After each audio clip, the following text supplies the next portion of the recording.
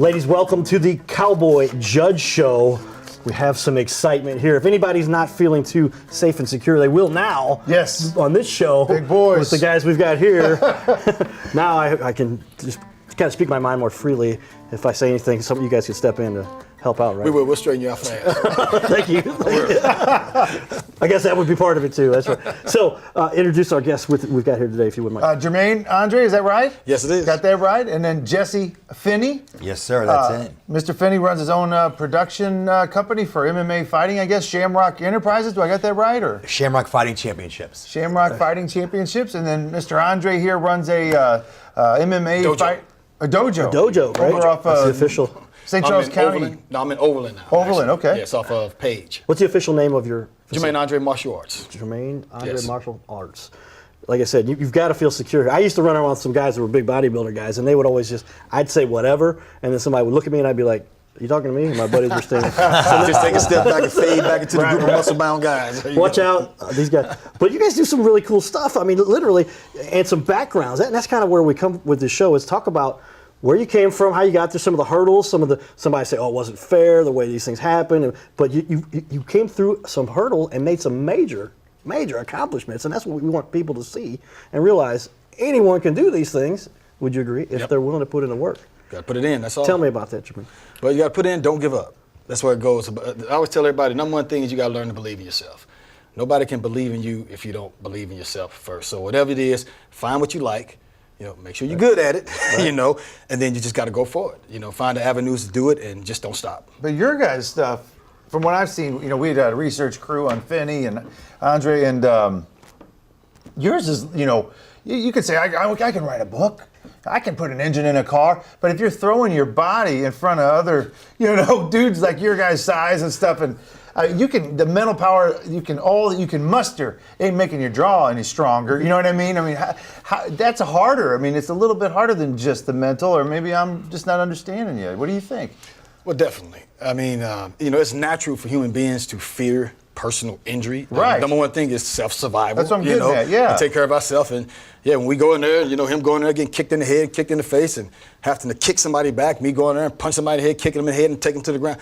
It's a mental, it's a mindset. And can you take a kid because you work with kids, 13, 14, and say, "You're a tiger," and then they buy it? Or, I mean, you got to find the kid that's already one, or? Well, from my experience, some people are fighters, physical fighters, and some people are not. Now, that doesn't mean you can't teach someone how to defeat the fighter, because it's skill, it's technique, it's the mental state, it's calmness, And so you can have talent, you can have gifts, but you can also take somebody who doesn't have those talent and gifts and they work hard, and we can teach him this guy may have a super strong Mike Tyson punch, but we can teach him to weave away from that punch and then catch him in the floating rib, so you can take anybody and anybody can do it. But what about the time when maybe you don't avoid the punch, Jesse Finney, and you get hit? Maybe you spend the next 3 days like, I think I'm in the wrong business. I'm never going back. Or does that I think that does happen. I think it happens quite often, and I think that's what also martial arts teaches you as well, is with your attitude, discipline, and respect. And you also realize that you're there to help other people once you get into martial arts, and realize that you're not going to be bullied, but you're also not going to let other people get bullied either. And it's also the way you carry yourself inside the cage, but outside the cage as well. I grew up in West County until I was 9 years old, and then I moved from West County to South St. Louis, where it was I was 3 blocks north of Roosevelt. Okay. So I went from one extreme to another extreme, and so I was lucky enough to live in both of it. But I also think that's what martial arts will help teach you as well in life. Okay. And your namesake for your company starts with Shamrock. And how's it end again? Shamrock? Shamrock FC is better known as called Shamrock Fighting Championships. I own a martial arts studio as well. It's called Finney's MMA. And then I also own Shamrock Fighting Championships, which we promote all the fights at local casinos in St. Louis and Kansas City. And so does that mean that Ken Shamrock and have met him and all that? Do you get to use you got to know him before you use his name, I'm guessing, right? Or? Well, yes, I do know Ken Shamrock. I know him pretty well. And I also know Frank, his brother, as well. But luckily enough, by Shamrock, we started in 1998, and that's before really the Shamrock's really even known. Oh. And I come from an Irish heritage, and so it happened to be it was Shamrock Promotions. How fortuitous! Yeah. So Ken was at our show, I guess, 2 years ago, and he's a great guy. But I told him Hey, I would love to say that we named our promotion after you. We were just lucky enough for the Shamrock. So, and that's truly, I mean, that's 100%, true story. Yeah. I wish I could come up with like some big story as well, but it actually happened like we were in the basement over at. Well, I mean, I'm a lawyer, and so the trademark and intellectual property aspects of that are probably good enough for a college class, right? I had it before he made the name big. He can't say I came along and got on his coattails. It's the exact opposite, right? Right, you're exactly right. And listen, I'm not going to tell you that that wasn't a fear of ours once we started to explode probably in the last 10 years. But we trademarked, we did everything correctly, and we went by the book for you attorneys. A lesson in business. Yeah, you gotta get it done, dude. Tell us a little bit about the path, Jermaine. Some interesting background you come from. You want to share with people a little bit? It was rough. I mean, you came through out of a situation where you literally had to fight to survive. Would you say? Yes. And got in some trouble. And, Yes. and is that where you ended up developing? Say, all right, this is going to go one way or the other. I'd rather go this way. And now you've made a lifestyle out of it, helping other people essentially come out of the same, not always the same situation, but maybe they're stuck in life, don't know where to go, and you're going to help them the same way with what you came out of. Well, I'll tell you, and I'm trying to keep this as short as possible. Ring the bell on me if I get over. Gotcha. Right. Gotcha. What I had was, as growing up as a child, I got what's called combat energy, and it's a warrior state of mind where we're either going to become fighters, we're going to become military, we're going to become world leaders, we're going to become something. It's a force that nobody can stop, and I see it in kids every day. When I was coming up, nobody understood it. So they didn't, I was a track star. I taught myself how to run high hurdles and beat everybody. And I was actually started martial arts when I was a kid. But my first experience with martial arts was a life and death situation where some older guys, my brother was, I think, 12, I was 10, and I used to carry little nunchucks around. He got into it with some older guys, and they were about to do something that was going to take him out. And so I pulled my nunchucks out and I used them, and I stopped it. So that's traumatic. Wow. Try living with that, as a little kid saying, "Oh my goodness." How were you when that happened? I was about 10 or 11 years old. Okay. And it was in the Riverview area. A lot of little crazy stuff used to happen out there. It was just on the playground. So I realized that these martial arts is for real. I have to know how to use this to save life because, this may happen later. So that made me really defensive. I stuck up for a lot of people. I was always in the fights, defending people, taking out the bullies. I always had this, I was a protector inside my heart, and I always was willing to go all the way. I didn't care.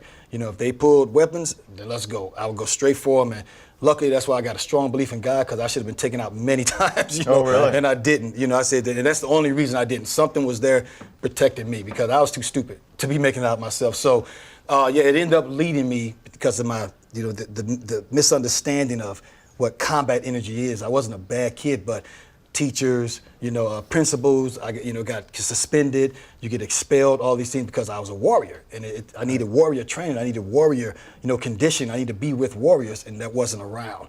So it ended up leading me into a position, where I landed in prison. And I spent 6 years in prison.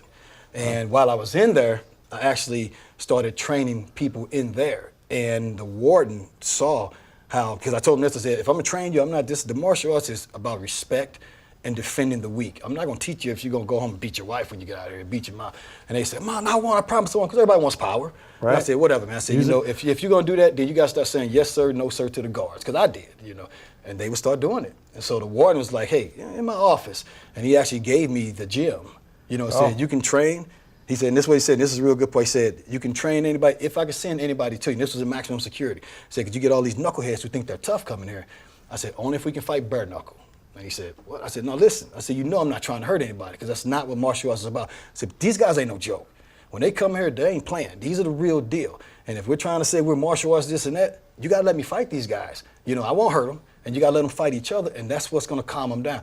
And it worked. It worked on all of them. But that was these guys with combat energy. They came out, respectable guys. They got homes. They got wives. Any broken bones or faces or anything on accident? Probably so. We weren't concerned about that. It was we were super hardcore in there. We put our heart and our soul and our spirit into it. Maybe a fight in a controlled environment is better than one in the yard or whatever, huh? Definitely. Well, and that's what it turned into. And where I was at, they had what you call boxing smokers. And if you had a problem with the guard had to fight you in a boxing smoker.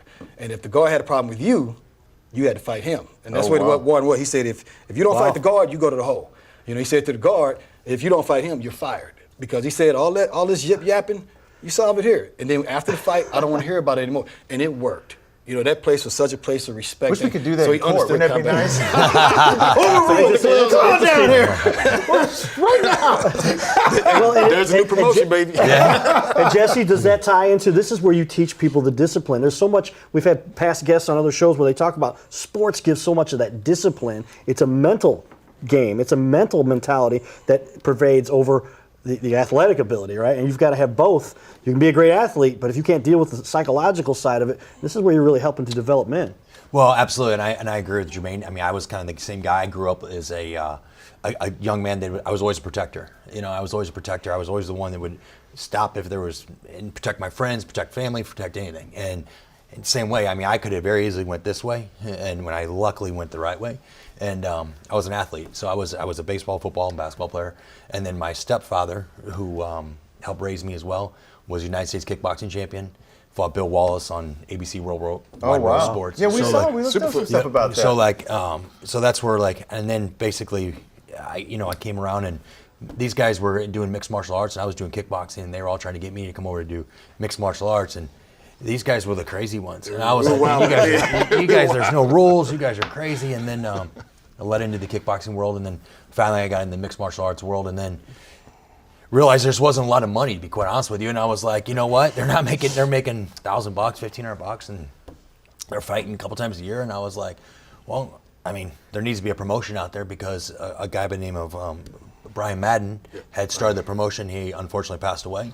So then mixed martial arts had got legalized in the state of Missouri in 1998.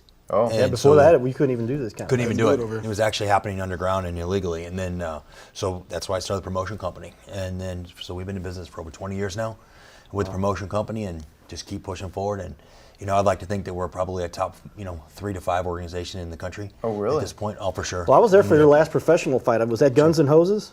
No, we was there- help with that was Guns a N' big Hoses. event you were It was at. a big event. So I'm on the board of directors for the Guns N' Hoses, and it's an honor of mine to give back to these guys as well. Right. Because they probably should have arrested me a lot when I was younger. So I'm kidding, but no, we run all the promotions, like I said, in St. Louis with all the casinos basically, and then we do all the Guns N' Hoses stuff. But a professional record in MMA. 6-1 in mixed martial arts. I was 23-0 in kickboxing. Wow. And then North American kickboxing champion. But you know what? I was lucky enough that I realized when I was young that, hey, there's only a certain amount of time that I can do this. And I realized that, I had to have another career moving on. And so I was always going to be a professional baseball player. That was I didn't have a fallback plan. I was going to be a baseball player. Join the club, yeah. Right. Some stuff happens. You made some I championships should have been a also. baseball player. You played baseball also? No, I was horrible. Okay, and that was not your sport then. No, But you it got some championships also. Yes, I do. You were the first MMA champion? Is that Yes, first MMA out of Las Vegas, of world Vegas. champion for mixed martial art. And they had just legalized mixed martial art fighting in Las Vegas that year on the WFA World Fighting Line. So I held the first. So world 2 or 3 title. people competing. No, I'm just joking. No, that was Well, the way they chose you was off your fight record. Oh, So I okay. had fights way before that. Okay. And then we had to fight. We had one fight to fight for who gets the fight for the title. I fought Ron June, Oh. and I defeated him. And then right after that, I had the world title fight. Yeah, I was say some of these dudes were some of the baddest dudes out there because it was underground before that, and there were Well, no rules. and we were talking about this backstage, and here's the thing, we've promoted 320 shows now, right? And I said to him, you know what?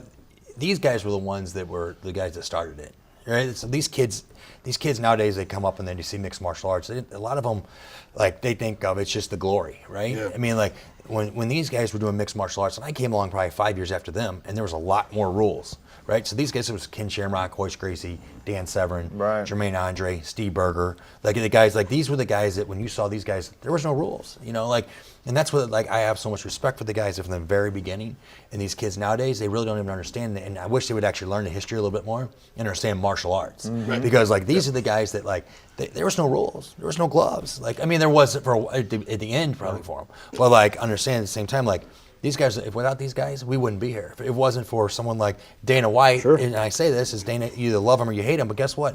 None of us would be doing what we're doing if it wasn't for Dana White and Dana, UFC. boy. And that's the And truth. that chance he took. And I think a lot of people need to UFC. understand that you guys have set the groundwork now to have facilities to where you help men develop and learn the skills for life, and that's Right. what we're talking Well, about. I think that's what it's about, man. I mean, truly, it's life lessons. You know what? And you were teaching life lessons for these people, and you're changing people's lives. I mean, our kids program, we got 300-400 kids in our kids program, and the reason our kids program is, we were talking. I mean, you see these kids, and they develop from the time that they were 7, 8, 9, 10 years old until they're they come through college, and they're like, hey, you know what? You changed my life. And I'm like, well, you know what? There's a lot of people in my life. You changed my life. And I think it goes back to martial arts. Tell us where we can have our viewers track you down. They're telling us time's running down.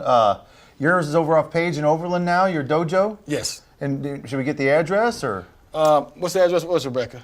He runs the show. What's the Look address? him up, though. I know when you Google because they're not going to remember the Well, you address. find Jermaine Andre on Facebook. Okay. Find me on Facebook. Jermaine You come- Andre. yep. And then Jermaine Andre Martial Arts is also on Facebook and JermaineAndreMartialArts.com. Right. But I'm pretty sure it's 2065, Walt. But you got to call me. Okay. You got to call me because we set you up. It's a small dojo, and I'm real private. I only accept certain individuals. I train these combat youth, combat energy youth. Oh, okay. So I interview them in, and also I train adults, older men, older women, police officers. I got a girl that's going in the FBI right now. So I put a lot of time into each individual. So mine's is more private. So they got to contact me directly. Understood. And then Mr. Finney, where's your stuff at? We're at Finney'sMMA.com. Okay. We're at 9744 Watson Road. We're Okay. at 270, intersection 270 and 44. And you take a personal hand in the folks who are training and learning there? We You're do. there We do. once a week? Or? Oh, I'm there 5 days a week. Okay.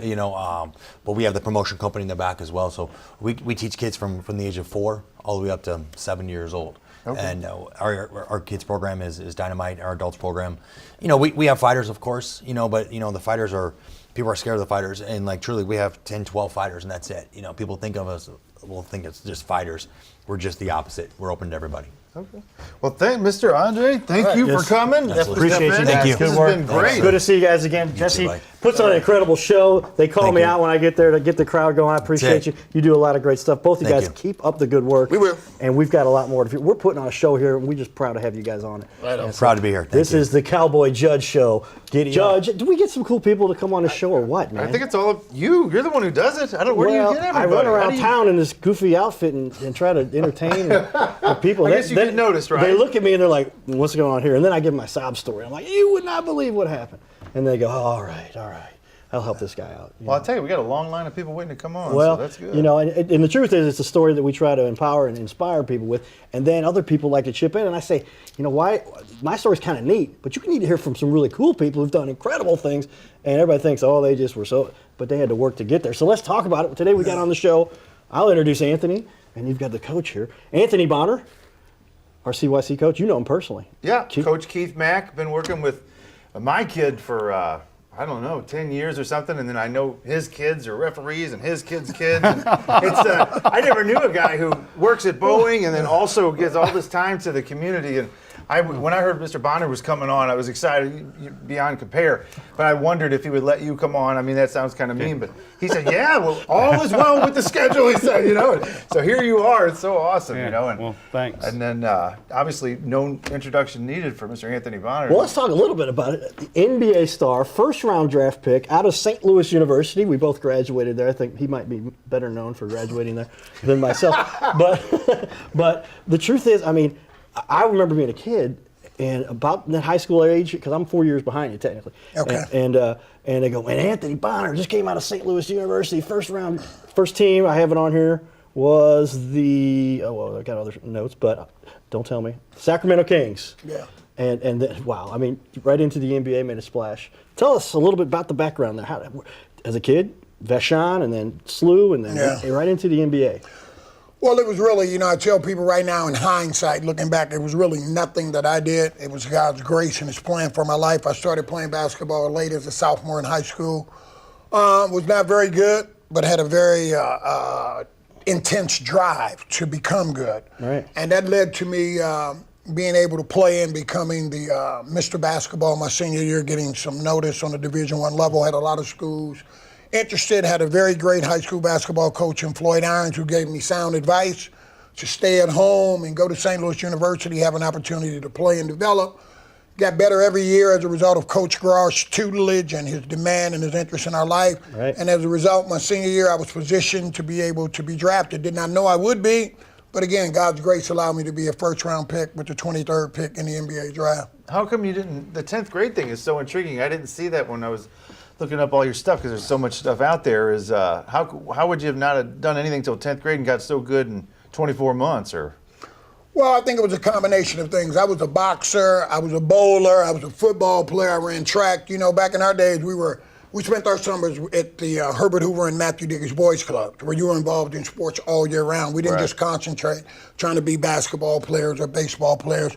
We were evolving in every sport, and I think once I got involved in basketball, I had a growth spurt. And walking around with Sean High School at 6'4", 6'5" at that time, you're going to draw the attention of Floyd Irons. Right. Because I don't know if you can play or not, but we're going to give you a try. Right. And, you know, it was such a great tradition at Vashon. You know, the winning, the atmosphere, the success of the young men who came out of atmospheres and cultures where college was not a goal or a reality. For it to become a reality, you know, you kind of buy into someone who's pouring into you, and that was kind of my situation. He believed in me more than I believed in myself and presented some opportunities that probably otherwise would not have come. And I like how Matthews Dickey, when we used to play Matthews Dickey, I played baseball, and we were afraid. We thought we were going to lose 18-0 or whatever. They knew how to play, and we barely did. And I know, you know, a lot of the youth, and Coach Mack works with youth, you know, every day. 5 years of coaching. And how many much kids? like him, I started out the boys' club there in South City there. Okay. And it was the same thing. It was a place to go when you got out of school, you know, and you played sports there, you boxed there. I mean, you did arts and crafts if you needed help with homework. They were there to help you with your homework. So that's where I started out as a youth. And then later on in life, then I got involved in coaching. And for 35 years, I've been with CYC. And do some YMCA coaching. Whenever they need a coach, they say, hey, we don't have anybody to coach, will you come up and coach? So, How do you get the time? I mean, how do you, because everywhere I go, you're like, you're going to get on my baseball team? I'm like, I guess we'll be on that too. Like, well, when do you stop? one Full-time season, job plus when coaching, once the season stops, another one starts. So it's just continuously. yeah. I mean, that's just the It way seems it like is. basketball is the one you seem to have the most passion about. Your kids I have are the most referees. passion because that's how I met my wife. That I was playing at community center there, Cherokee, off of Jefferson there. Cherokee. And my wife, they used to run the sauerkraut bowl there. And my wife was doing the score, and I had a game where I scored 9, which was a career high for me. I mean, so she was. But wait, the final score was 27-14. Right, we still, Okay. yeah, we still had a lost, third of the but I points. had 9. you No, had 9. yeah, That's right. But anyway, I asked her if I could walk her home, so I walked her home, and the rest is history. I mean, this October will be 45 years, Man. and she's still at the table doing the clock, and I'm out there officiating and coaching. Do you ever get in an argument with the clock management? You're like, hey, I keep that- know when to say yes, dear, and move on. So. Right. So talk about it. I want to get your answer about this question also, Anthony. Yeah. But the impact you get to have on these kids. I mean, as a coach, you're helping to give these kids some structure and the guidance they need. There's going to be times when you fail and you got to get back up and try harder, okay? There's going to be times where you're going to win, but you got to win and lose with the same respect. I mean, there's a point where, you know, you lost, okay, the game's over with. You know, let's go back and what did we do well? And what can we learn from that? And what can we improve on? Right. So, I mean, life is like that. I mean, it's just ups and downs, and sometimes you're going to be really on and sometimes you're going to be really off, and you got to learn to accept that and move on. So Yeah. And Anthony, is that kind of what tied? I mean, you became, just some really hard work once you kind of were discovered by the coach there, and next thing you know, you kept that effort in and look at. Yeah, for me, it's twofold now. Being a former player and having coached at various levels, obviously you want to give the kids that part of it, the work hard, the teamwork, the camaraderie, the focus, the discipline, all of those things that go hand in hand in life. Mike's a judge. He's a lawyer. He observes all of this. He played some sports. What's your take on this stuff, Mike? I mean, I think that the way that sports, you know, comes down in anybody's lives, I guess, is different for each individual. But at the end of the day, the way that you have to deal with, you know, adversity or realizing your own shortcomings and things. You know, I'm never going to be an Anthony Bonner, and most people are not going to be. And I'm never going to be as good a coach as Keith Mack is, because I just don't have the empathy or the things that you need. I have some of that, but not as much as I've seen him display on his everyday life. And I think that it's really good that there are, you know, I always remember in like 3rd or 4th grade, they have that class, if you guys did, where everybody's unique, you know. Tommy's never like Shelly, and Shelly's not exactly like Amy, and that kind of thing. And it's so true, you know, and it's a great thing that we all do have our own kind of unique ways that we impact, you know, each other and our kids, or on a sports team, or our teammates, that kind of thing. Coach, talk about that. I picked up a kid last year, 8th grade, 6'5", never played basketball. And the reason he played for me was because he liked my playing style, that winning wasn't everything, and it's not everything. I do like to win, don't get me wrong. I'm just like the next guy. but it's not everything about the game. That kid played high school for me this year as a freshman. Tried out for his freshman team, didn't make it. He's playing at St. Joe's for me. I want the kid to shoot more. I think the kid's got more talent than what he really realizes. But, I mean, that's some of the stuff you deal with, is that this kid's never played before. No one's given an opportunity. But he's playing for me because he feels comfortable with me. And I think each kid's a little different, and you got to treat each kid a little different.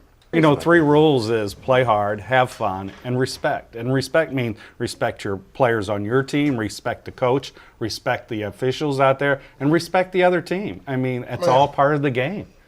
You know, you got to respect each other, and you got to play hard, but you got to have fun along the way too. I mean, Well, Mr. Bonner, you brought up the kind of the showboating or whatever, and I kind of, you know, when I watch the NFL and doing the dances in the end zone and those kinds of things, as a fan, as a viewer, I've never thought much about it. Like Terrell Davis spinning the ball in the middle of the star at the Cowboys, Cowboys Stadium. I love that, dude. Do more of it. Dance more. Don't fine them for doing it. Give them bonuses for doing it.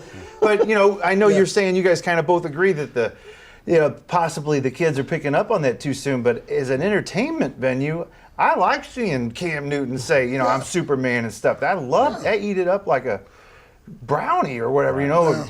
What do you think? I mean, there is a place. I love it. I love it at the professional level, but these guys are pros. And what we need to explain to the children is, when Steph Curry was at Davidson and other places, he didn't do that. Okay. He wasn't allowed to do that. There's a time, there's a place. If you become a pro, bust balloons, shoot fireworks, do whatever. You're getting paid to do it. But as Coach just talked about, that respect part has to be taught. And I believe that every coach is a product of the coaches they played for. So everybody emphasized different things in their programs. Some coaches do emphasize winning at all costs. They do, and it's sad to see when you see coaches vicariously living through the children and teaching them the wrong thing. Right. Because it's a great game, and it's a game that will give you a myriad of experiences that are beyond anything you can ask, think, or imagine if you respect the game. But as a kid, play it as a kid, learn to respect your teammates, respect your coaches, and play it the right way. yes, I get more out of it than what I give, believe me. I mean, when a kid comes up to you and he's an adult and he's still calling you coach, and you say, hey, you don't have to do that no more. We're both adults now. I work for Boeing, like Mike said, and, you know, I got kids that work there now. They're young men, and they have families and kids, and they still call me coach. I mean, it's very rewarding. Yeah. Along the rewarding side, some cool accolades, because I got a couple questions for Anthony, because some cool things that happened recently and some good stuff. But so little championships, how do you handle those with the kids? We won the division, we won the championship. What do you put that on? Oh, winning the championship? Yeah, I mean, how do you? Because you talk about you don't want to make too big of a deal, but what they do win, you don't want to take. I away tell you from what, I got a file cabinet at home. It's got 2 balls. One of them is for winning city champ, and another one is for a team that won maybe 5 out of 10 games. And those balls both mean the same amount to me, personally. Yeah. So. You know, at the end of the day, if you're a basketball coach and you're only doing X's and O's and teaching kids drills, you're not relevant and necessary in the time we live in. We need men that are shaping young men and young women to be not just productive, but purposeful with their gift in their lives. Well, we've got just a couple seconds left here. I mean, parting words. What would you say is the biggest thing that you guys and other people should espouse? We need community outreach for kids. We need boys clubs. We need community centers. We need CYC. Yep. We need YMCA. Those are very important programs that help.